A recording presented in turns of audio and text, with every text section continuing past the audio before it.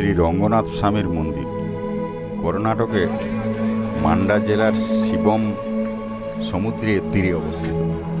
কর্ণাটক সরকার মন্দিরটিকে খুব উন্নত করেছে এবং এখন ভারতের বিভিন্ন প্রান্ত থেকে এই মন্দির দর্শনে দর্শনার্থীরা দলে দলে চলে আসেন। এখানে রঙ্গনাথ স্বামীকে মধ্যরঙ্গা বলা হয়। শ্রীরঙ্গম এবং শ্রীরঙ্গপত্তনমে পাওয়া ভগবান হেলান দিয়ে শায়িত আছেন। এত অবস্থায় দেখতে পাবেন আপনারা। দেখুন সেই মনোমুগ্ধকর দৃশ্য।